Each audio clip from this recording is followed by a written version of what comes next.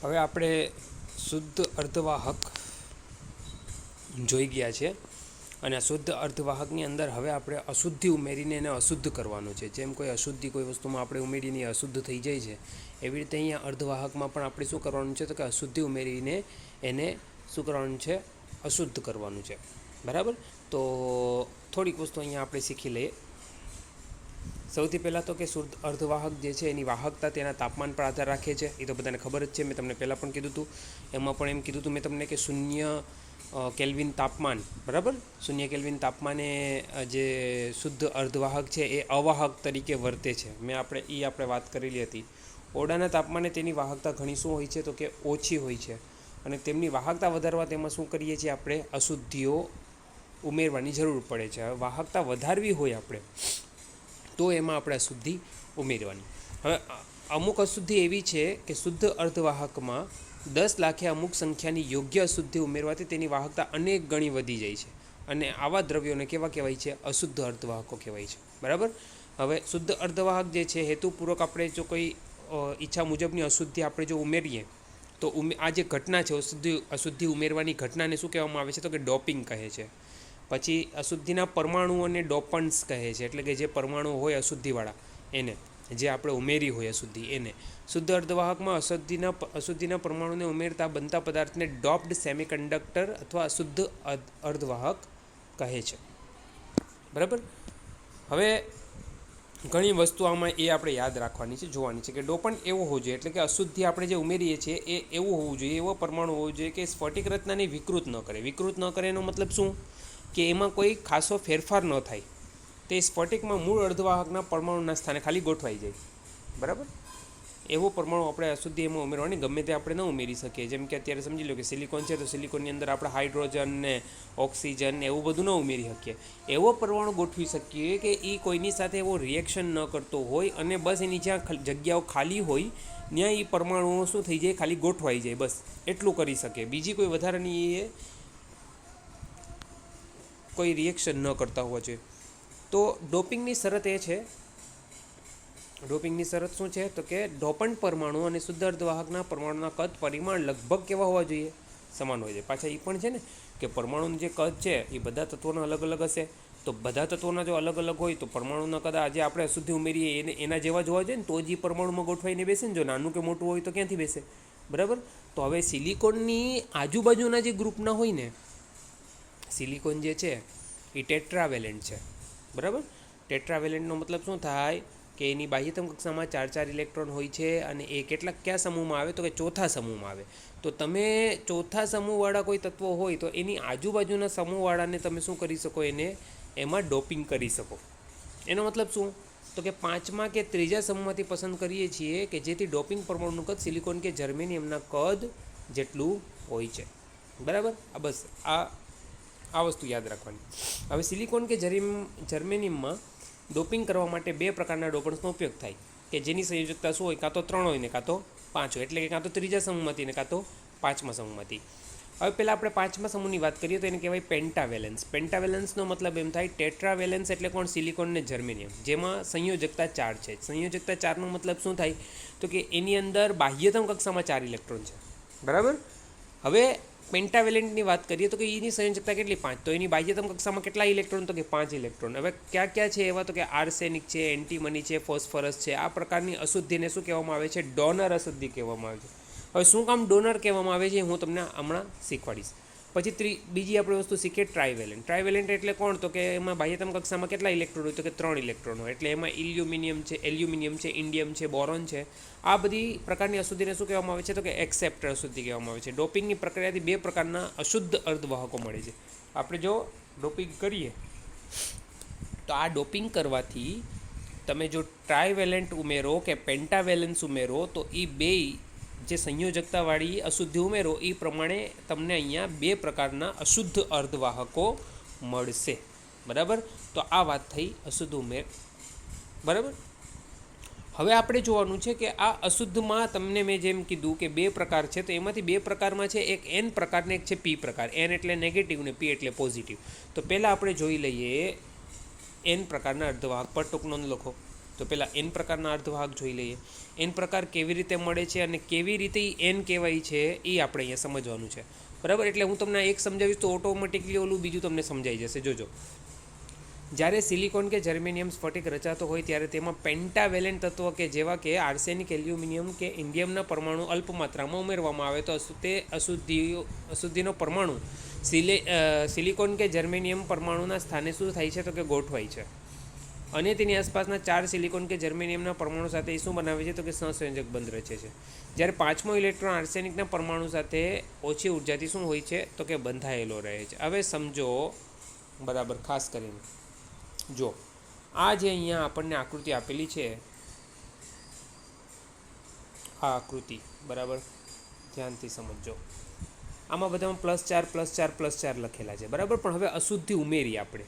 અશુદ્ધિ ઉમેરી એટલે અહીંયા ક્યાંક કેટલા હતા તો કે અશુદ્ધિ કેટલી હતી તો કે પેન્ટાવેલેન્ટ. પેન્ટાવેલેન્ટ એટલે બાહ્યતમ કક્ષામાં કેટલા? 5. 5માંથી 4 તો એ જો બંધ બનાવી લે છે. 1 આ 2 આવી રીતે 2 બંધ આવી રીતે બની જાય છે. દેખાય છે? એમાંથી એક આનો પરમાણુ છે ને એક સામેવાળો, એટલે એમ એક બંધો એમ ગણવાનું છે. 2 બંધ ન ગણતા, એટલે અહીંયા 8 ન ગણતા, 4 જ બંધ.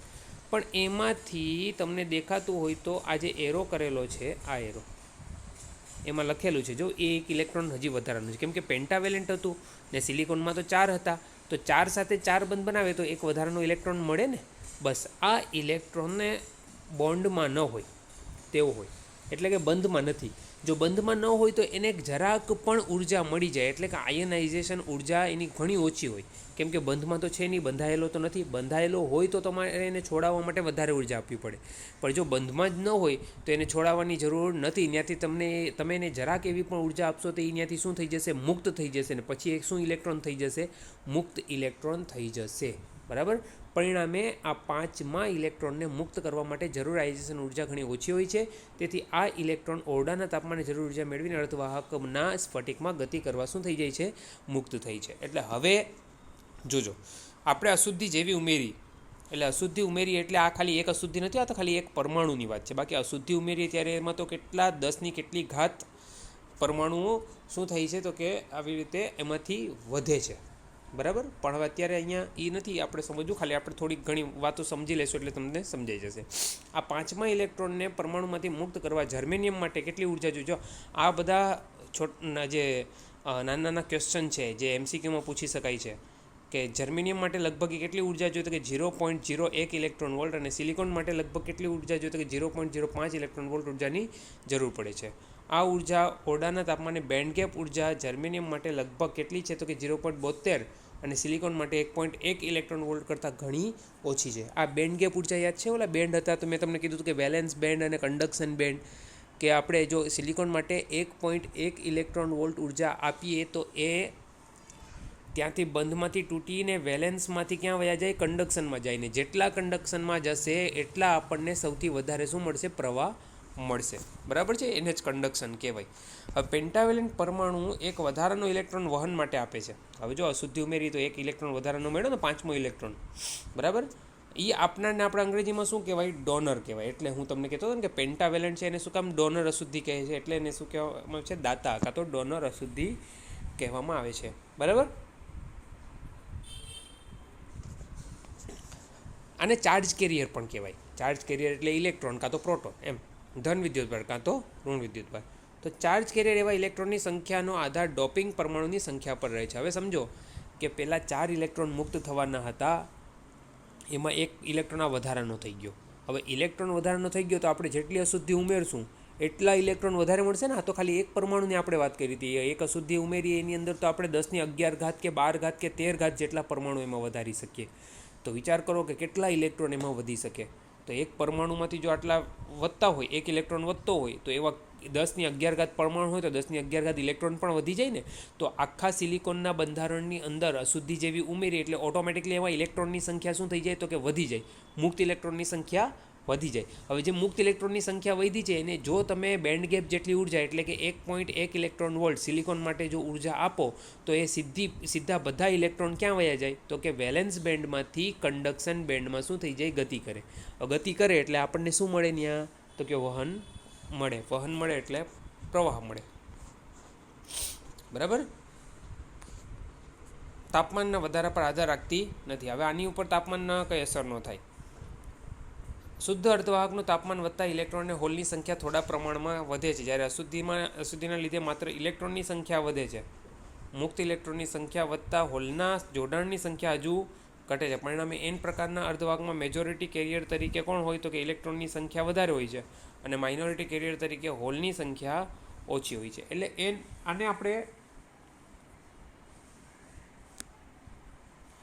આને તમે એમ સમજી શકો કે ભાઈ આપણી પાસે જો એને હું વધારે ઉર્જા આપી દઉં, થોડીક પણ વધારે ઉર્જા આપી દઉં તો 4 બંધ તૂટે.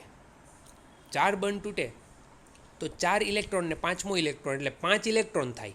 પણ હોલ કેટલા બને તો કે 4 જ બને, કેમ કે બંધની સાથે જે હોય ને એ જ હોલ ગણાય. 5મો ઇલેક્ટ્રોનની જગ્યાએ નથી, એ તો ખાલી એમને બહાર રખડે છે અને જરાક પણ ઉર્જા મળે એટલે ત્યાંથી છટકી જાય, પછી ત્યાં હોલ ન બને. તો હોલ ક્યાં બને તો કે જ્યાં બંધ હતા, જ્યાં પહેલાં ઇલેક્ટ્રોન ગોઠવાયેલા હતા બંધની અંદર, એમાં એ હોલ બની શકે. ત્યાંથી ઇલેક્ટ્રોન નીકળે તો હોલ બને.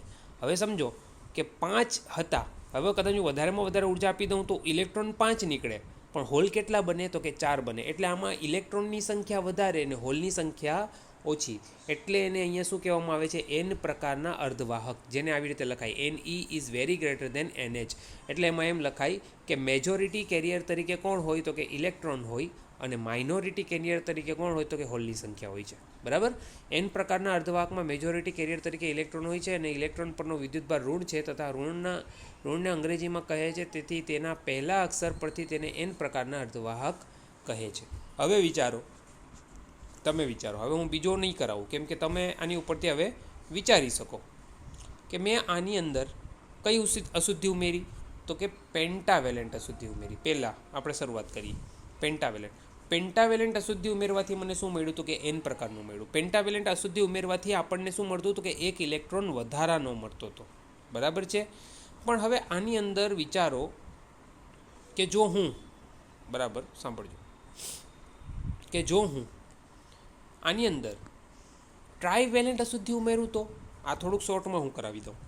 બરાબર. ટ્રાયવેલેન્ટ અશુદ્ધિ ઉમેરીએ તો ટ્રાયવેલેન્ટ અશુદ્ધિની અંદર શું થાય, જોજો આ આકૃતિ જુઓ તમે, આ આકૃતિ એમાં જો આ ટ્રાયવેલેન્ટ છે.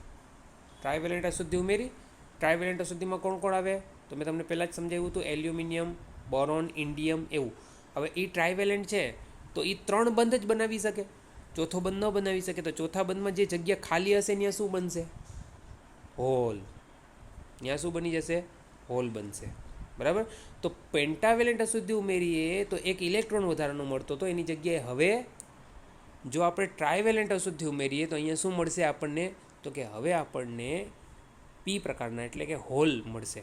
એટલે અહીંયા આપણને 2 અશુદ્ધિ, એટલે આપણે કહેતા હતા કે ભાઈ અશુદ્ધિ ઉમેરવાથી આપણને 2 પ્રકારના અર્ધવાહક મળે છે, એમાંથી એક N પ્રકારનું ને એક P પ્રકારનું.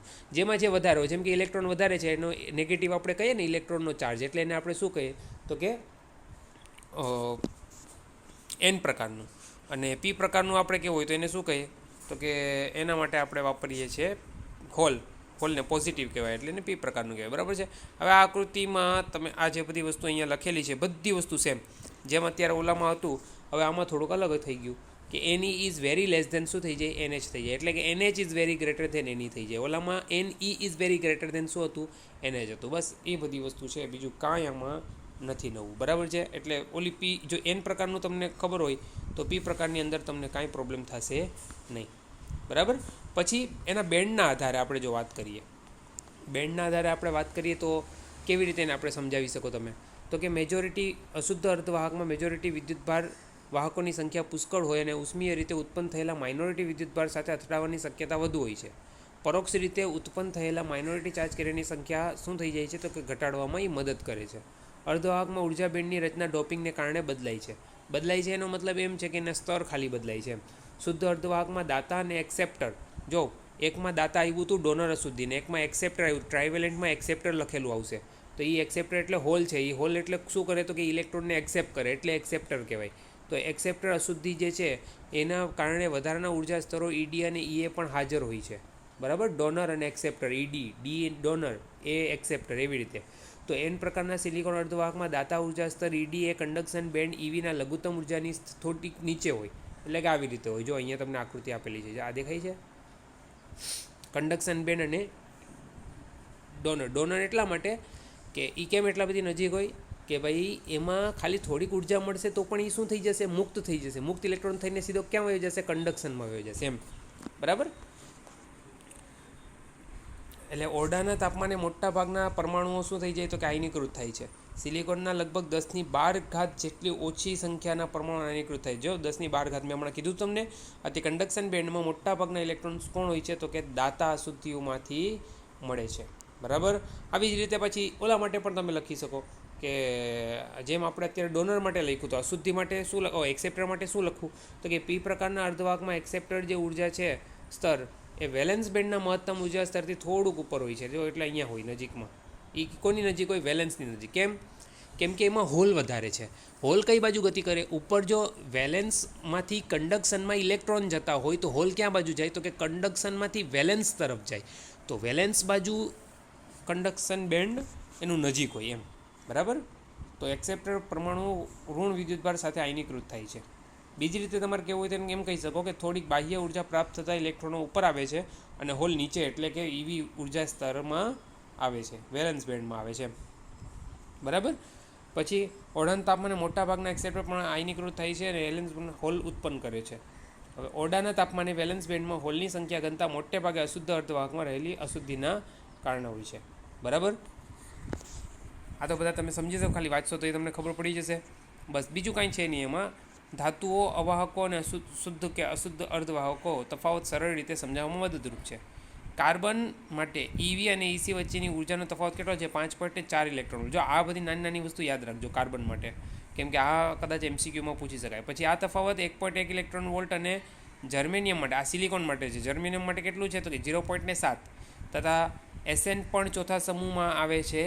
પણ તે ધાતુના હોવાને કારણે ઈવી અને ઈસી વચ્ચેનું શું થઈ જાય છે, ઉર્જાનો તફાવત કેટલો છે, 0 ઇલેક્ટ્રોન વોલ્ટ છે, બરાબર.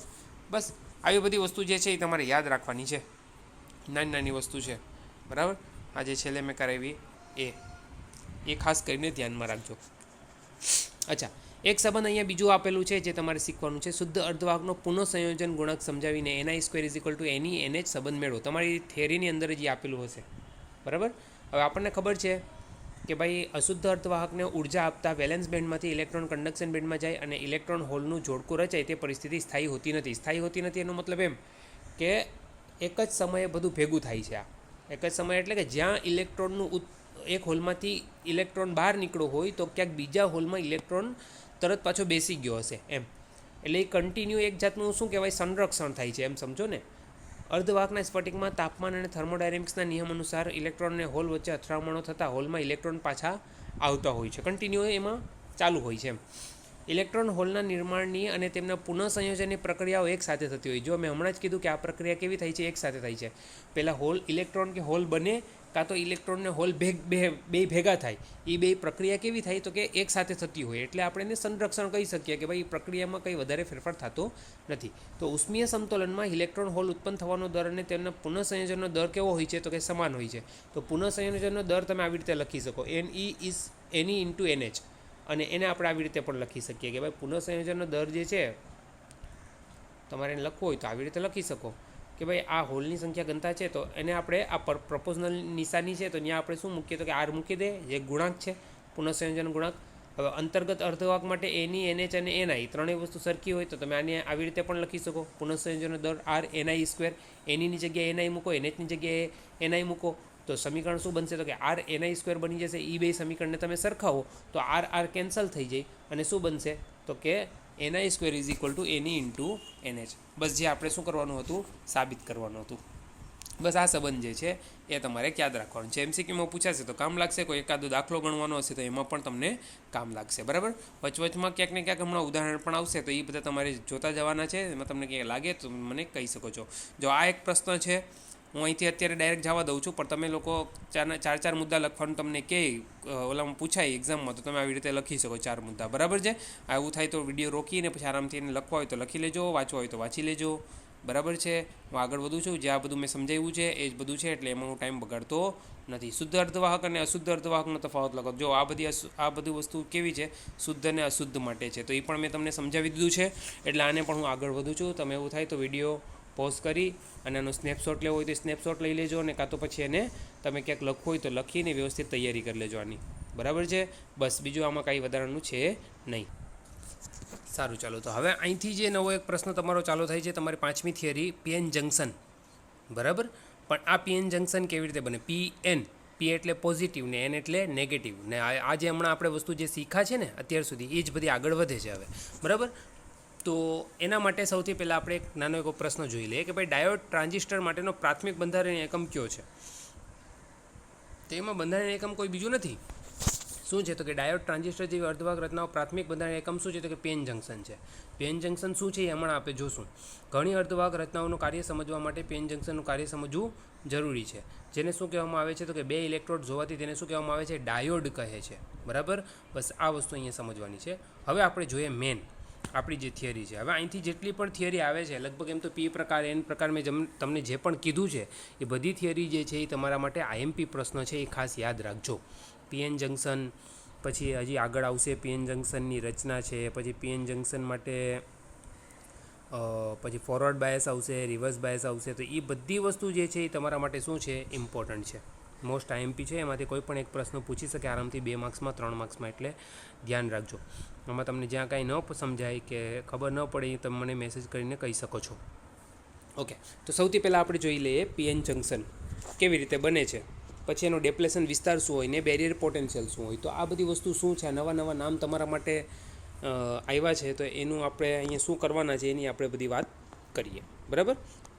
ઓકે, ચાલો. જ્યારે સિલિકોનની અર્ધવાહકની પાતળી ચીપ, એટલે કે આપણે કેમ ઓલી બટાટાની વેફર હોય એક આવું, બરાબર, એક પાતળું સ્તર જેમાં આપણે ઓલી ચિપ્સ ખાતા હોય, એના એક વિસ્તારમાં આપણે ટ્રાયવેલેન્ટ સુધી ઉમેરવામાં આવે અને આવે સિલિકોન. પી પ્રકારનો અર્ધવાહક બને છે. અને પાતળી ચીપના બીજા વિસ્તારમાં આપણે શું કરી નાખીએ? તો કે પેન્ટાવેલેન્ટ સુધી થોડી માત્રામાં ઉમેરીએ. તો આ વિસ્તાર સિલિકોનનો કેવો બનશે? તો કે એન પ્રકારનો બનશે, અર્ધવાહક બને છે અને પીએન જંકશન બને છે. હવે એક જગ્યાએ તમે શું ઉમેરો? તો કે એક બાજુ આપણે એ વેફર હોય એ ચીપની અંદર એક સાઈડ તમે ઉમેરો પેન્ટાવેલેન્ટ ને એક સાઈડ ઉમેરો ટ્રાયવેલેન્ટ. તો પેન્ટાવેલેન્ટ ઉમેરીએ તો એન ટાઈપનું બને, અને ટ્રાયવેલેન્ટ ઉમેરીએ તો પી ટાઈપનું બને.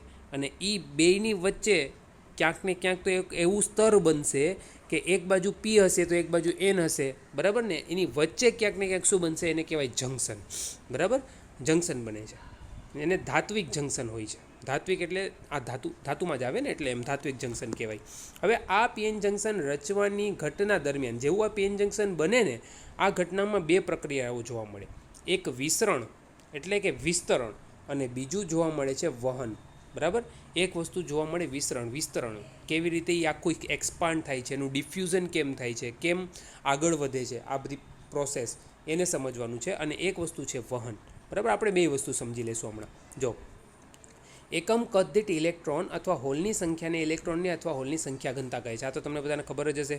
તો પીએન જંકશન બનવાની ઘટના દરમિયાન પી અને એન અર્ધવાહકમાં સંખ્યા ઘનતાના તફાવતના લીધે પી અર્ધવાહક વિસ્તારમાંથી હોલ એન અર્ધવાહક તરફ વિસ્તરણ પામે છે. હવે તમને નોર્મલ લોજિક છે. પી અને એન જંકશન બન્યા હોય તો એક બાજુ પી પ્રકાર છે ને એક બાજુ એન પ્રકાર છે. તો પી પ્રકારમાં પોઝિટિવ વધારે છે એટલે કે હોલ વધારે છે, અને એક બાજુ ઇલેક્ટ્રોન વધારે છે. એક બાજુ ઇલેક્ટ્રોન, એનમાં ઇલેક્ટ્રોન વધારે હશે ને પીમાં હોલ વધારે હશે. તો હોલ જે છે એ શું વૃત્તિ ધરાવે, કેવો ગુણધર્મ ધરાવે? કે ઇલેક્ટ્રોનને ખેંચવાનો ગુણધર્મ ધરાવે. બરાબર. તો એ એક ઇલેક્ટ્રોન જે છે એ ક્યાંથી ક્યાં તરફ જશે? તો કે એનમાંથી પીમાં તરફ, અને પીમાંથી એન તરફ કોણ ગતિ કરશે? તો કે હોલ ગતિ કરે. એટલે અહીંયા જો આપણે આવી રીતે લખી શકીએ કે હોલ જે છે એ એન અર્ધવાહક તરફ શું કરે છે? વિસ્તરણ પામે. આને કહેવાય વિસરણ કાં તો વિસ્તરણ. અને એન અર્ધવાહકમાંથી ઇલેક્ટ્રોન જે છે એ ક્યાં જાય છે? તો કે એ પણ આવી રીતે વિસરણ પામે. એટલે મેં તમને જેમ સમજાવ્યું એમ કે ભાઈ જ્યારે આવી રીતે પોઝિટિવ કે નેગેટિવ ભેગું થાય તો એ એનું આકર્ષણ કરે, અને આકર્ષણ કરવાને લીધે એક રિજનમાંથી ઓલા બીજા રિજનમાં શું કરશે? વિસરણ પામે. આને કહેવાય વિસરણ. આ તમને ખબર પડી કે આ એક પ્રક્રિયા છે વિસરણ પ્રક્રિયા. બરાબર છે.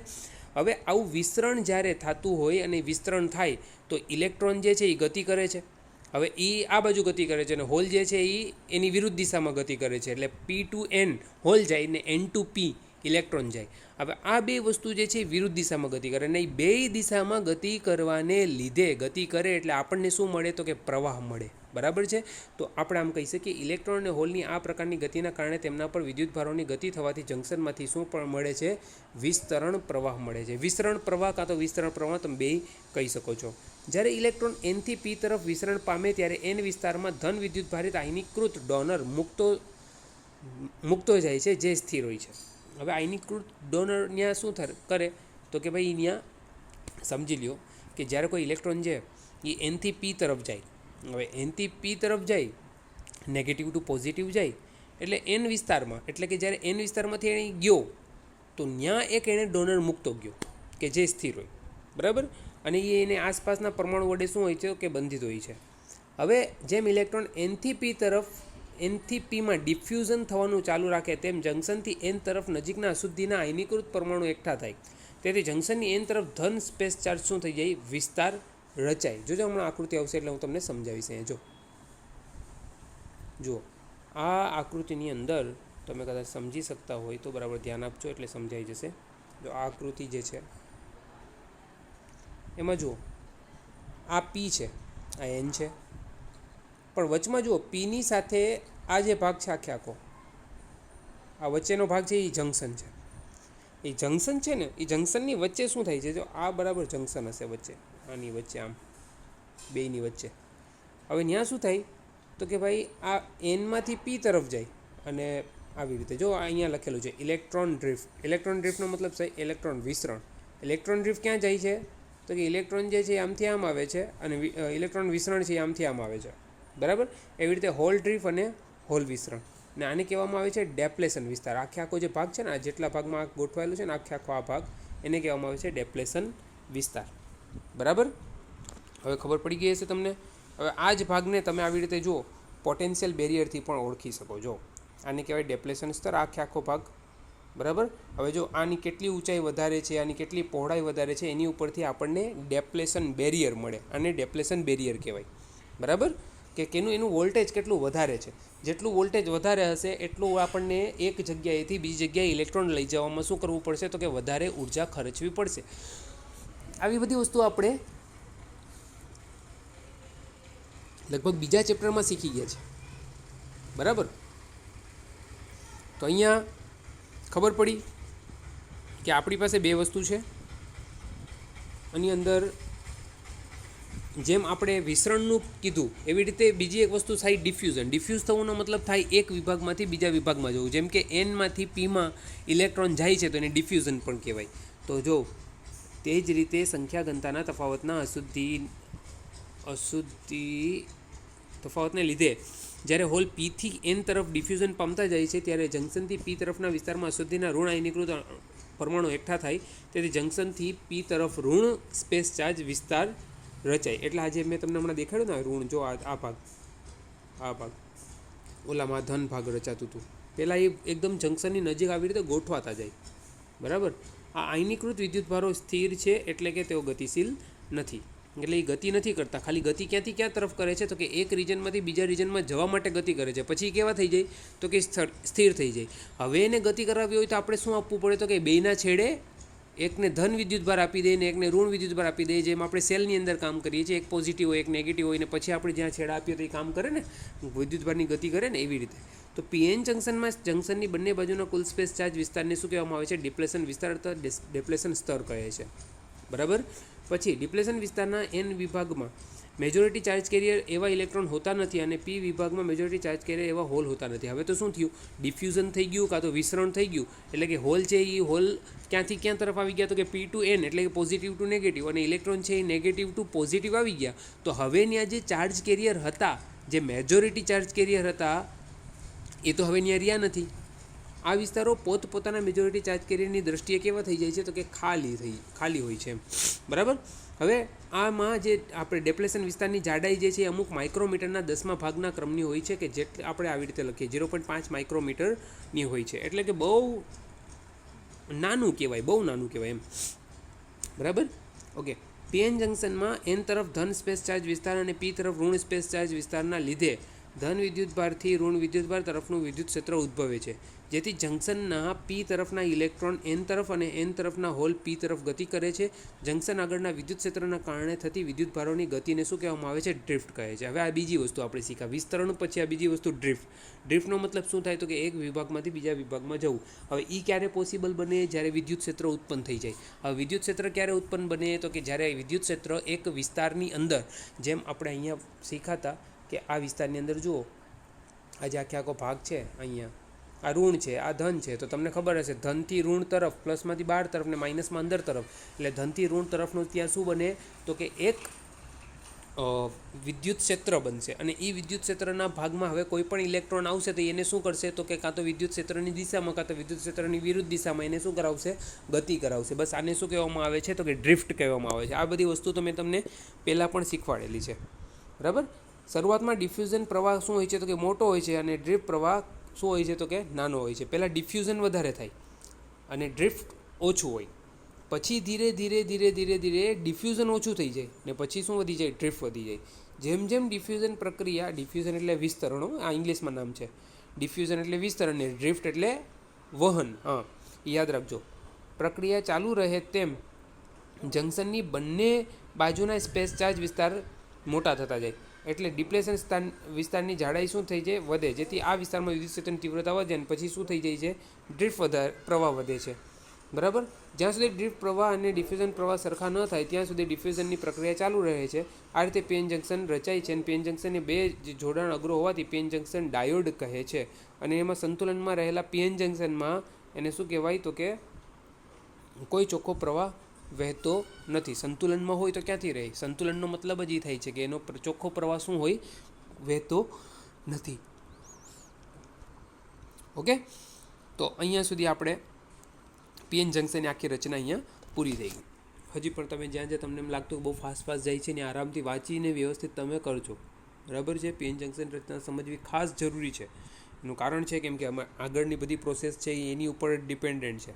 જેમ કે જુઓ, અત્યારે આપણે વાત કરીએ, અત્યારે આપણે બે વાત કરી હતી ને, ઓલી પોટેન્શિયલ બેરિયર કાં તો ડેપ્લેશન બેરિયર. તો એ ડેપ્લેશન બેરિયર શું કહેવાય?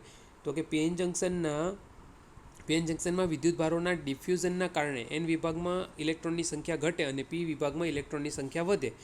તેથી જંકશનની બંને બાજુના વિભાગમાં વિદ્યુત સ્થિતિમાનનો તફાવત સર્જાય છે. આ તફાવત જે છે એ વિદ્યુત સ્થિતિમાનની ધ્રુવીયતા એવી હોય છે કે જેથી વિદ્યુત વાહકો ના પ્રવાહને રોકે કે જેથી સંતુલનની સ્થિતિ સર્જે. જે હમણાં આપણે શીખ્યા સંતુલનની સ્થિતિ, બરાબર. જો આકૃતિ જે છે ને એમાં આ જે ભાગ છે ને આખો, જો આ ભાગ, બરાબર, એ ભાગને લીધે તમે આવો એક ગ્રાફ બનાવી શકો. જે અત્યારે આપણે શીખવાનું નથી, ખાલી ગ્રાફ છે. તો આની પહોળાઈ જે હોય ને આમ, એને કહેવાય ડેપ્લેશન બેરિયર. શું કહેવાય? કાં તો ડેપ્લેશન સ્તર. તો એ જાડાઈ જે આપણે હમણાં જોઈ 0.5 માઇક્રોમીટર. અને આમ ઊંચાઈ છે ને, ઊંચાઈ, પહોળાઈ અને ઊંચાઈ. પહોળાઈ છે એને ડેપ્લેશન બેરિયર કહેવાય, કાં તો ડેપ્લેશન સ્તર કહેવાય. અને ઊંચાઈ જે છે એને શું કહેવામાં આવે છે? ડેપ્લેશન બેરિયર કહેવાય. કાં તો આપણે જે હમણાં આજે જે ભાગમાં નામ તમે શીખા છો એ ડેપ્લેશન બેરિયર કાં તો બેરિયર પોટેન્શિયલ, તમે બેમાંથી કોઈ પણ કહી શકો, બરાબર. ઓકે, આકૃતિમાં સંતુલનની સ્થિતિમાં રહેલા પીએન જંકશન તેની આસપાસનું વિદ્યુત સ્થિતિમાન દર્શાવ્યું છે. એન વિભાગ ઇલેક્ટ્રોન ગુમાવે છે અને પી વિભાગ ઇલેક્ટ્રોન મેળવે છે. તેથી પી વિભાગની સાપેક્ષે એન વિભાગ ધન બને છે. આ તો ઇઝી છે, તમને એ તો સમજી શકો ને કે પીમાંથી એન તરફ જાય તો કોણ ધન બને ને કોણ ઋણ બને. આ વિદ્યુત સ્થિતિમાન એન વિસ્તારમાંથી પી વિસ્તાર તરફની ગતિનો અવરોધ કરતું હોવાથી તેને બેરિયર પોટેન્શિયલ અથવા બેરિયર વિભવ કહે છે. બેરિયર વિભવ એટલે પોટેન્શિયલ ડિફરન્સ કહેવાય. આ બેરિયર પોટેન્શિયલ ડેપ્લેશન વિસ્તારમાં મળે છે. તેથી આ વિસ્તારને શું કહેવામાં આવે છે? ડેપ્લેશન બેરિયર કહે છે. આપણને એ જે કંઈ વસ્તુ મળે છે એ કયા વિસ્તારમાં મળે? તો કે ડેપ્લેશન સ્તરના વિસ્તારમાં. એટલે એને તમે આ રીતે દર્શાવી શકો, બરાબર છે. ઓકે, જો એના પછીનો એક પ્રશ્ન છે આવી રીતે કે અર્ધવાહક ડાયોડ પર ટૂંક નોંધ લગાવો. અર્ધવાહક ડાયોડ એટલે શું? તો કે અર્ધવાહક ડાયોડ એટલે હમણાં આપણે જે શીખા, જંકશનના બે છેડે ધાતુઓના જોડાણને અર્ધવાહક ડાયોડ કહે છે. તેમાં બે વિદ્યુત અગ્રો હોવાળી રચના હોય, પીએન જંકશન ડાયોડ કહે છે. આવી રીતે જો એક બાજુ પી એક બાજુ એન, બરાબર, ધાત્વિક જોડાણ કરી દઈએ, આ વચમાં જે છે એ ડેપ્લેશન વિસ્તાર છે. આની સંજ્ઞા આવી રીતે છે, બરાબર. યાદ રાખજો, આ સંજ્ઞા બરાબર ધ્યાનમાં રાખજો, કેમ કે આ સંજ્ઞાઓ ઉપરથી હજુ આપણે ઘણી બધી વસ્તુ શીખવાની છે. જે બાજુની દિશામાં આમ તીર દર્શાવેલું છે એ યાદ રાખવાનું છે કે કેવી રીતે દર્શાવવાનું છે.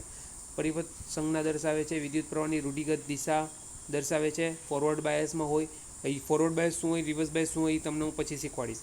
ડાયોડના બે છેડા વચ્ચે બાહ્ય વોલ્ટેજ V લગાડીને સંતુલન બેરિયર પોટેન્શિયલ બદલી શકાય છે. બરાબર છે. હમણાં આપણે લાસ્ટ થિયરીમાં શીખા એની વાત થાય છે, બીજું કાંઈ નથી આમાં. તો એક કામ કરીએ, આપણે આજે અહીંયા સુધી રાખીએ, કેમ કે આજે બાયસવાળી આપણે વાત કરી હમણાં.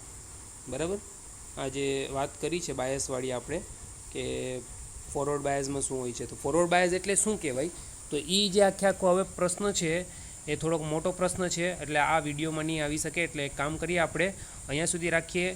તમે આ વચ્ચે તમને 14.2 14.3 એવા ઉદાહરણ આવ્યા હશે, તો એ સોલ્વ કરજો.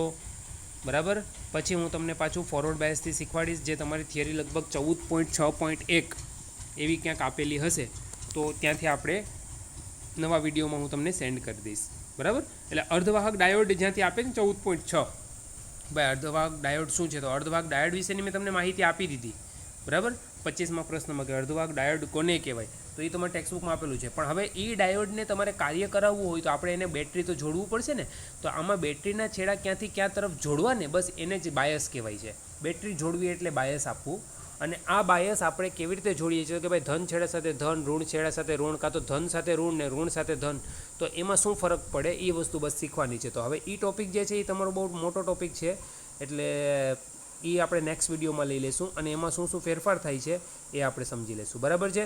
પછી તમે એ ડાયોડનો તમે કેવી રીતે ઉપયોગ કરી શકો, રેક્ટિફાયર તરીકે ઉપયોગ કરી શકો, વોલ્ટેજ રેગ્યુલેટર તરીકે ઉપયોગ કરી શકો, પછી અલગ અલગ પેન જંકશન તમે ડાયોડ ક્યાં ક્યાં બનાવી શકો એની માહિતીઓ આપેલી છે, તો એ વિશેની આપણે એને વાત કરશું. બરાબર, પછી લગભગ ઝેનર ડાયોડ પણ આપેલું છે, પણ ઝેનર ડાયોડ જે છે એ તમારા ટેક્સ્ટબુકમાંથી નીકળી ગયું છે આ વખતે, એટલે એને આપણે રહેવા દઈએ છીએ.